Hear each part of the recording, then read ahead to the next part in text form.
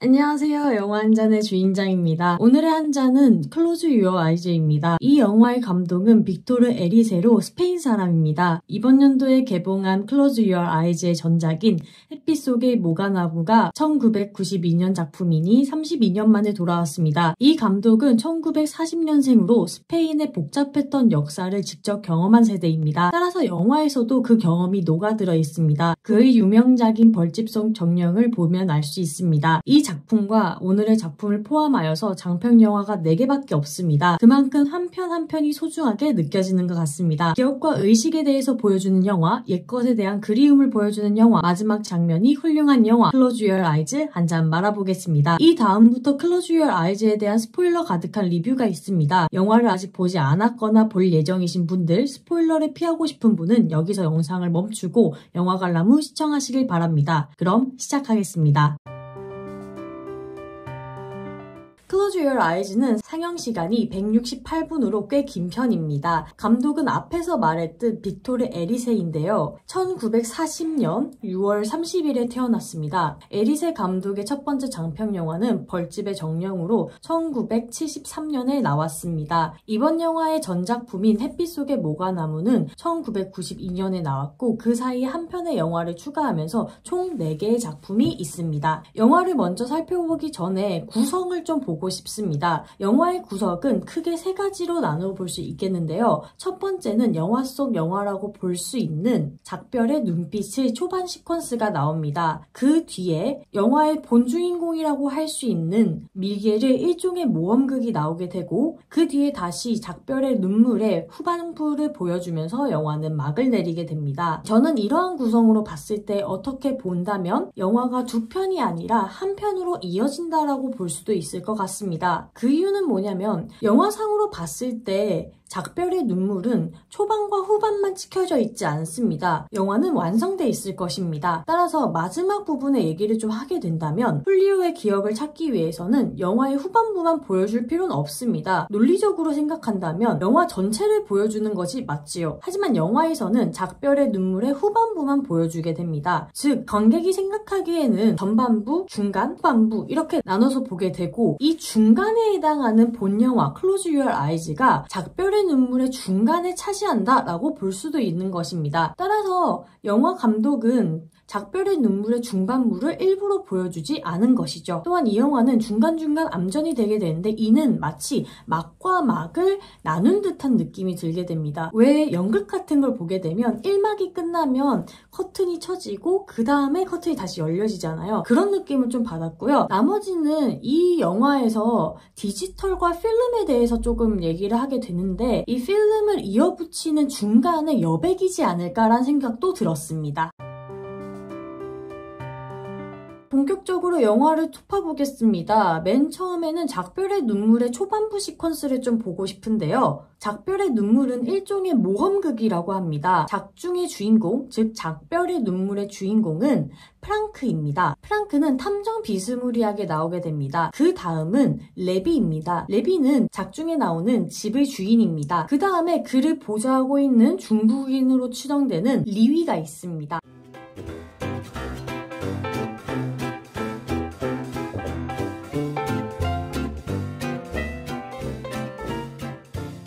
이 3명이 작별의 눈물에서 나오는 초반부 시퀀스의 이 등장인물이라고 보시면 됩니다. 프랑크는 레비의 의뢰를 받고 레비의 저택에 방문하게 됩니다. 몸이 안 좋아 보이는 레비는 체스 왕에 대한 이야기를 꺼내게 됩니다. 여기서 체스 왕은 휘색 체스 왕에 대해서 말하게 되는데요. 이때 이런 대사를 하게 됩니다. 체스에는 세상이 있다. 왕은 이유를 묻지 않는다. 그것은 참 슬픈 일이다. 이런 식으로 대사를 뱉게 되는데 이 영화를 보게 되면 이 체스의 왕이 누구의 은유가 되고 있는지를 살펴볼 필요가 있습니다. 제가 생각하기에는 여기에서의 체스 왕은 훌리오를 비유하는 것 같았습니다. 1990년 훌리오가 사라졌을 때, 즉 실종이 되었을 때 여러 가지 추측이 난무하였습니다. 자살을 했다, 야반 도주를 했다, 어딘가에 끌려갔다 등등 여러 가지 이유가 나왔지만 그 이유에 대해서 훌리오는 한 번도 대답한 적이 없습니다. 정리하자면 정작 훌리오는 세상 혹은 사람들에 대해서 자신이 사라진 이유를 해명하지 않았습니다. 않았어요. 이는 슬픈 왕에 대한 비유가 될 수 있다라고 봅니다. 잠깐 영화 후반부로 가보자면 프랑크가 레비의 딸을 데리고 다시 저택에 방문하였을 때 저택 앞에 팻말 같은 게 문패 같은 게 붙여져 있는데 그 문패에는 트리스트 르구아라고 되어 있고 작중에서 슬픈 왕이라고 언급되었습니다. 대사를 통해서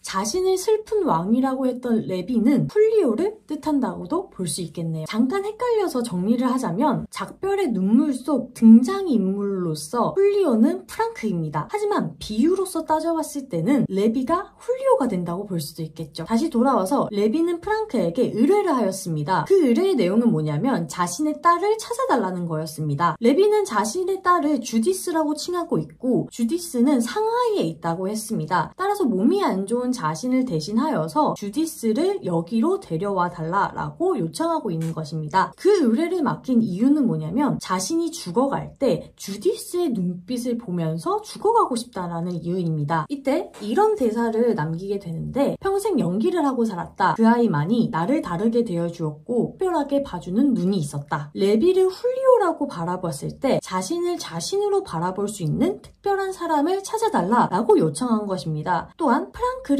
미겔이라고 봤을 때 레비, 즉 훌리오의 의뢰를 받고 딸, 주디스 혹은 정말 훌리오의 딸인 이나를 찾게 되는 인물인 것입니다. 이 찾게 되는 것이 영화의 중반부이기 때문에 미겔을 프랑크라고 비유한 것입니다. 정리를 하자면 작별의 눈빛 속의 등장인물 레비, 프랑크, 주디스는 밖의 영화의 주인공들인 훌리오, 미겔, 아나와 연결돼 있다라고 볼 수 있습니다. 이 인물들이 복합적으로 연결돼 있어요. 따라서 레비 이꼴 훌리오라고 단정적으로 이어지는 것이 아니라 이 레비는 훌리오가 될 수도 있고 미겔이 될 수도 있고 아나가 될 수도 있는 것입니다. 즉, 한 인물에 따라서 여러 가지로 비유가 가능하기 때문에 복합적으로 봐야 하고 이는 조금 복잡하다라고도 볼 수 있겠네요. 이 다음으로 얘기해 봐야 될 것은 가정에 대한 이야기입니다. 초반부 시퀀스에 왜 자신에게 의뢰를 줬는지 의문을 표하는 프랑크에게 레비는 답변을 하게 되는데요. 어떤 답변이었냐면 전문가가 아니기 때문에 맡겼다라고 합니다. 이게 무슨 말이냐면 실종된 사람이 정말로 어디 있는지 명확하게 알면 전문가를 쓸 텐데 사실 모호한 사건이기 때문에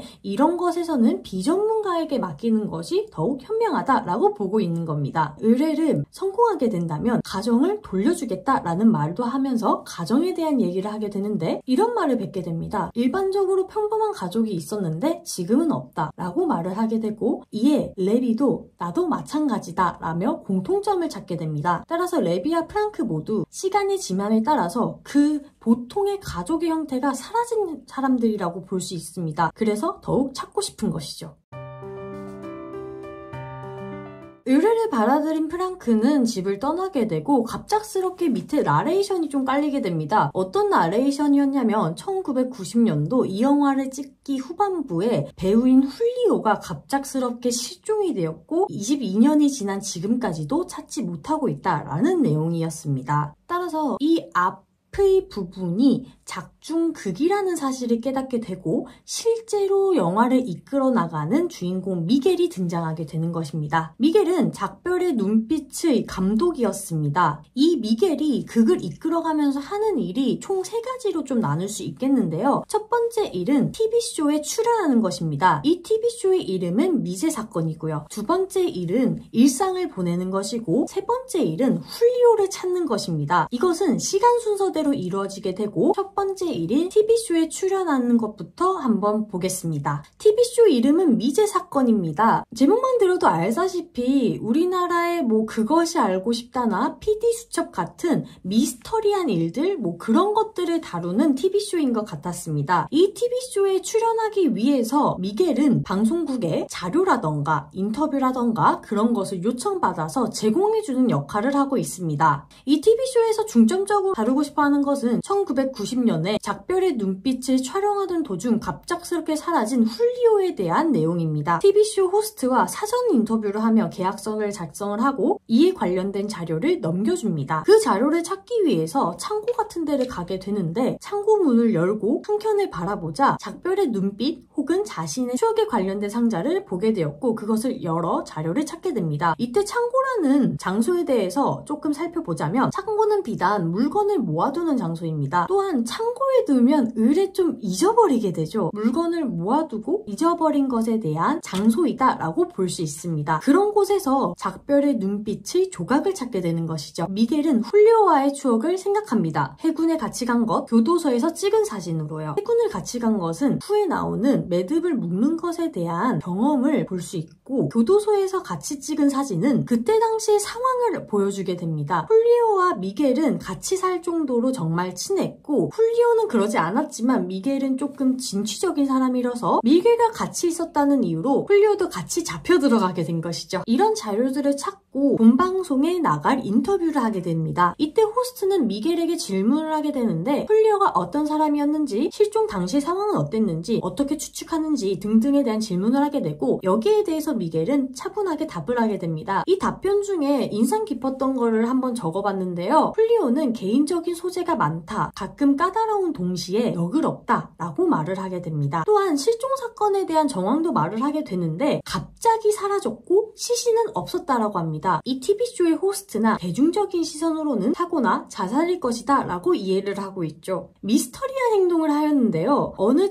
해변가 절벽 같은 장소에 구두를 두고 사라진 것입니다. 그래서 이 행동을 해석하려고 많은 말들이 나오게 된 것이죠. 이러한 인터뷰를 마치고 미겔은 일상을 보내게 됩니다. 잠시 미겔에 대한 인물에 대해서 포커스를 주고 싶습니다. 미겔은 영화를 만드는 감독입니다. 정확히는 감독이었죠. 더 이상 영화를 찍지 않는 것으로 보입니다. 그 영화를 기점으로 중단이 되었다라고 볼 수 있습니다. 작별의 눈물을 찍을 당시에는 필름으로 영화를 찍었어요. 따라서 디지털 자료는 없다라고 볼 수 있습니다. 그렇다면 왜 인터뷰를 하였나를 알아보게 될 텐데, 저의 생각에는 두 가지 이유가 있는 것 같습니다. 첫 번째 이유는 감독 자신의 자료를 디지털 자료 혹은 시청 자료로 남기고 싶어서인 것 같습니다. 본인과 훌리오에 대한 추억은 아주 소중한 것입니다. 하지만 필름으로 남아있고 이것은 언젠가 손상이 되고 오래돼서 폐기 처분될 가능성이 높습니다. 따라서 이런 자료들을 TV 방송에 제공을 함으로써 추억을 기리고 싶다, 디지털화하고 싶다라고 보이게 됩니다. 혹은 단순하게 돈이 필요해서요. 또한 인터뷰 내용에서 미겔은 자신만의 방법으로 훌리오의 끝을 미리 상상하고 있는 인물입니다. 이는 뒤에 가서 좀 더 자세하게 다룰 것이기에 여기서는 말을 아끼겠습니다. 일상으로 돌아온 훌리오는 막스를 먼저 찾아가게 되는데요. 막스는 영화광이자 촬영 감독증으로 보입니다. 막스의 집에는 매우 많은 필름들이 있고 영화 관련된 소품으로 가득 차 있습니다. 또한 막스가 좋아하는 영화는 아주 옛날 영화인데요. 독일의 무성 영화를 좋아한다고 합니다. 훌리오에 대한 입장은 매우 훌륭한 배우이다 라고 생각하고 있습니다. 여기에서 좀 뜬금없는 단어가 나오는데 막스는 지금 노화를 신경 쓰고 있다라고 합니다. 정확하게 말하자면 노화를 해결하지 못했다라고 말을 하게 되는데, 이 단어를 통해서 노화, 오래된 것과 새 것에 대한 것을 비교해 볼 필요를 느꼈습니다. 영화를 쭉 둘러봤을 때 옛 것과 새로운 것에 대한 많은 비교가 나타나게 되는데, 제가 정리해본 바로는 옛 것은 노화, 늙은이라고 표현이 되고 필름도 마찬가지일 것입니다. 여기서 좀 더 자세하자면 무성영화라고도 볼 수 있고요. 헌책 등등의 다 옛것이라고 볼 수 있겠습니다. 이것의 반대편에 있는 새 것에는 젊은이 다 있고 디지털 영화, TV쇼, 새 책 등이 있을 것입니다. 노화, 늙은이에 관련된 인물들은 당연하게도 미겔, 훌리오, 막스일 것입니다. 이 인물들은 영화에서 보기에도 굉장히 좀 나이가 좀 있어 보이십니다. 정성기는 아니세요. 정성기는 지나고 조금 노년에 접어들었다라고 보이는, 연배가 있어 보이는 그러한 모습을 하고 있습니다. 이 사람들은 나이가 많기 때문에 어떻게 보자면 남아있는 사람들이다라고 볼 수 있습니다. 이는 생존을 해냈다라고도 볼 수 있어요. 역사를 가지고 있으며 경험이 풍부할 것입니다. 그 경험의 바탕으로 나온 대사가 가장 익숙한 것은 얼굴이 아닌 목소리이다 일 것입니다. 이와 반대에 있는 젊은이에 있는 것은 아마도 아나일 것입니다. 혹은 작중에는 안 나오지만 미겔의 죽은 아들도 있을 것입니다. 아나와 미겔의 죽은 아들은 아직 젊습니다. 경험을 잘 해보지 못했죠. 미겔의 죽은 아들의 포커스를 두자면 아들은 죽었기 때문에 경험을 더 이상 하지 못하게 되고, 이로써 남으로써 멈춰졌다라는 것입니다. 남겨진 사람들과 멈춰진 사람으로 비교할 수 있는 것이죠. 이 영화에서는 필름과 디지털에 대한 비교가 매우 많이 나타나는데 아마도 영화를 초반부터 만들어 온 감동의 애정이 아닐까 싶습니다. 대놓고 보여주는 비교는 헌책과 새책도 있고요. 그 다음으로 보여주는 일상은 프라드 박물관에 가서 아나를 만나는 일입니다. 아나를 만나서 인터뷰에 대해서 얘기를 하게 되고 아나는 이 인터뷰를 거절하게 됩니다. TV쇼에 나오기 싫은 것이죠. 이때 아나에게 훌리오가 어떤 아빠였는지가 나오게 됩니다. 훌리오는 꽤 좋은 아빠는 아니었어요. 아나 입장에서는 아빠는 훌쩍 떠나는 사람이기 때문에 본인에게 상냥하지 못했다라는 인상을 받았을 것입니다. 직업이 배우이기 때문에 배역마다의 얼굴이 있지 실제 훌리오의 얼굴은 아나는 모른다라고도 답하기도 합니다. 별로 좋은 아빠는 아니라는 것이죠. 그 다음에 보여주는 일상은 헌책을 사는 모습입니다. 헌책을 통해서 룰라와 이어지게 되는데 룰라와는 꽤 예전에 헤어진 연인 관계에 있었던 여자입니다. 예전에 룰라에게 적어준 그 앞에 글귀를 보고 룰라를 찾게 되고 연락이 닿으면서 한번 만나게 되는 것입니다. 별장 같은 데에서 만나게 되었는데 밤이었고 비가 주적주적 내리고 있었습니다. 룰라와 미겔은 연인 관계였고 룰라가 미국으로 이민 가게 되면서 관계는 자연스럽게 끊어지게 되었는데 그 사이에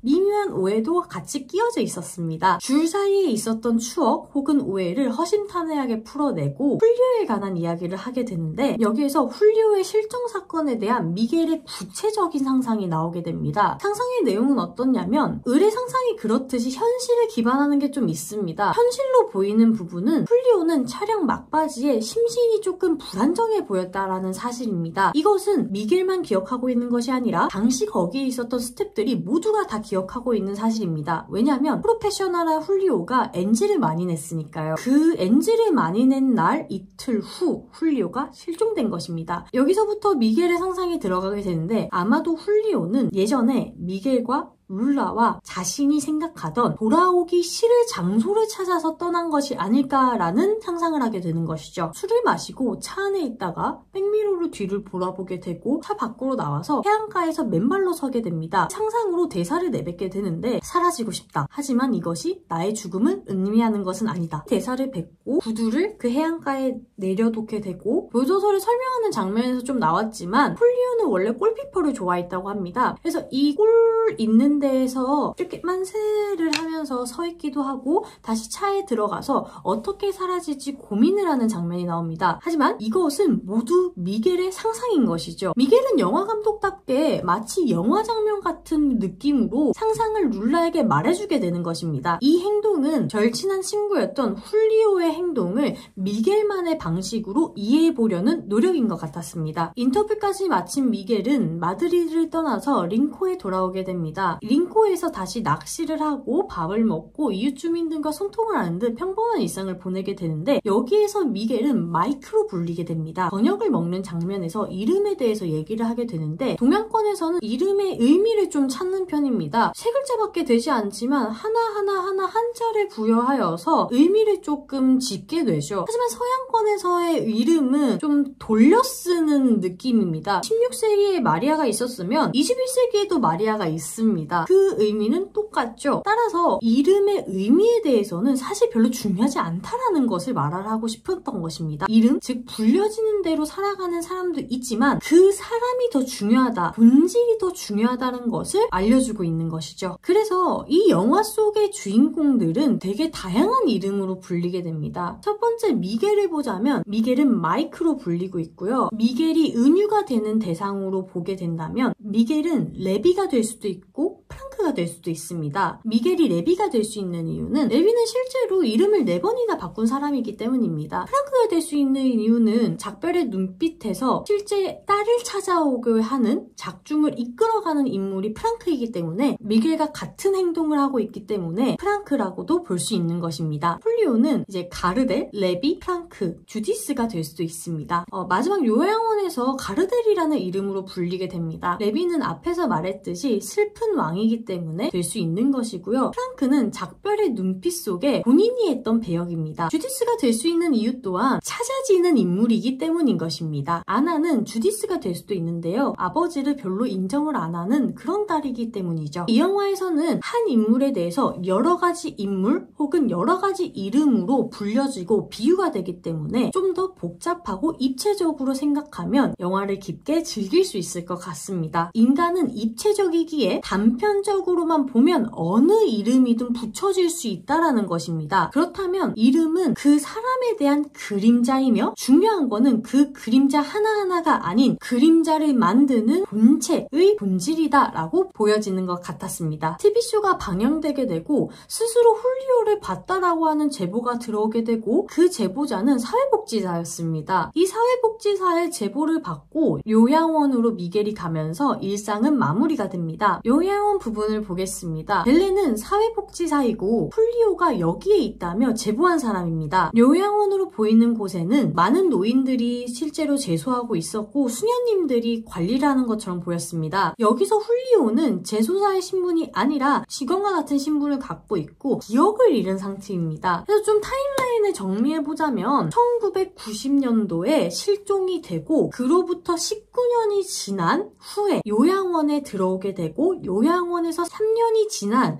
2012년도에 미겔이 발견하게 된 것입니다. 훌리오는 여기서 가르델이라고 불리며 잡일을 하면서 살아가고 있는데 3년 전에 항구로 가던 길목에서 열사병으로 쓰러진 채 발견이 되었다고 합니다. 이때 이름을 물어보게 되었는데 여러 번 물어보면 물어볼 때마다 이름을 바꿔서 얘기했다고 합니다. 본능적으로 자신이 배우였기 때문에 여러 가지 이름을 갖게 되었고 그 이름들을 하나하나 말하지 않았을까라는 추측이 듭니다. 하지만 정작 본인의 이름은 잃어버렸죠. 배우로서의 삶이 비춰지는 부분입니다. 검사 후에 뇌에 이상이 있다는 걸 알게 되었고 탱고를 자주 부르던 그에게 가르델이라는 가수의 이름을 붙여주며 불리게 되었습니다. 직원들과 같이 밥을 먹으며 22년 만에 절친과 마주하게 되는데 미겔은 그의 눈빛에서 훌리오임을 단번에 알아봤습니다. 허나 훌리오는 미겔을 알아보지 못했어요. 그의 눈빛은 아마도 작별의 눈빛에서 나온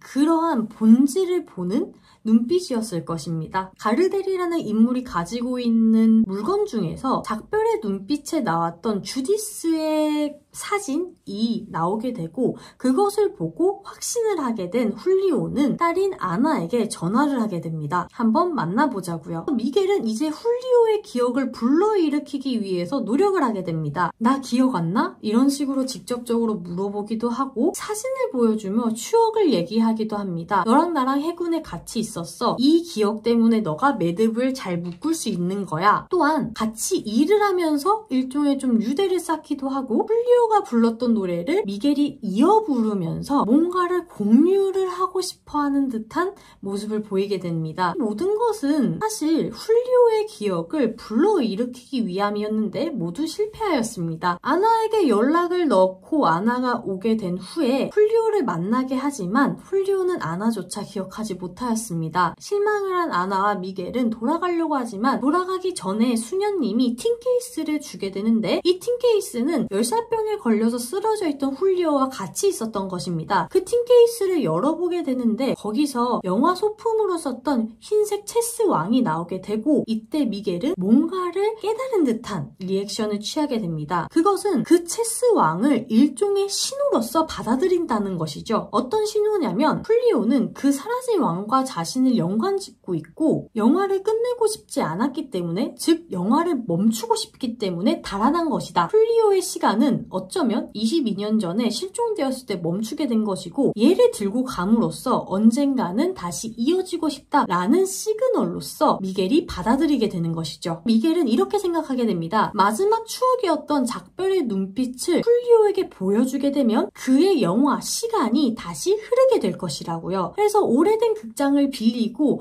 여러 사람들, 아나까지 불러서 그것을 상영하게 되는 것입니다. 상영에 도움을 준 것은 막스고 막스가 필름을 들고 오면서 상영이 가능하게 된 것이죠. 영화를 만든 사람, 또 출연한 사람, 보는 사람 모두 이미 시간이 많이 흘렀기 때문에 늙은 상태일 것입니다. 즉 그때와는 다른 시선으로 경험이 많이 쌓였으니까 그때와는 다른 시선으로 영화를 볼 수 있게 된 것이죠.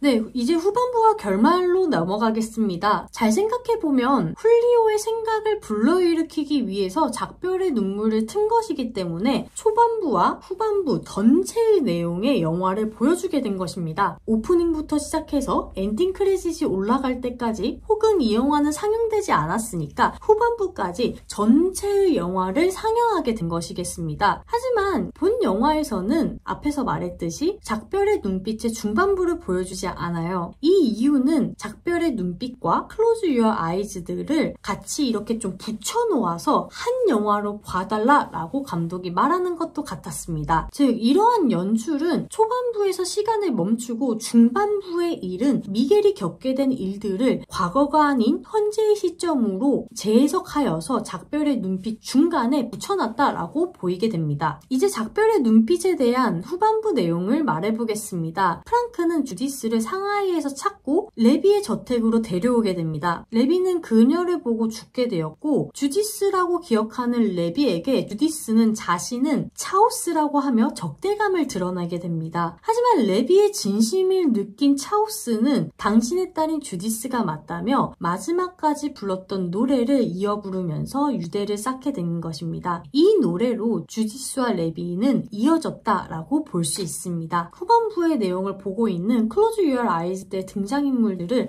한 명 한 명 비춰주게 됩니다. 모두의 얼굴이 좀 크게 나와서 표정을 잘 볼 수 있는데 저마다의 생각으로 깊이 잠긴 듯한 모습을 보게 됩니다. 미묘하게 바뀐 훌리오의 얼굴을 비춰주고 영화는 끝나게 됩니다. 훌리오의 표정을 볼 때는 굉장히 많은 생각을 하게 됩니다. 훌리오는 기억이 났을까? 저것을 기억을 할까? 혹은 뭔가를 느꼈나? 훌리오가 기억을 찾는 기적은 일어났는가? 이런 의문들을 품은 채 영화는 검은 화면으로 바뀌게 되고 Close Your Eyes라는 제목이 뜨게 됩니다. 즉 눈을 감고 한번 생각해볼 기회를 주는 것 같았습니다.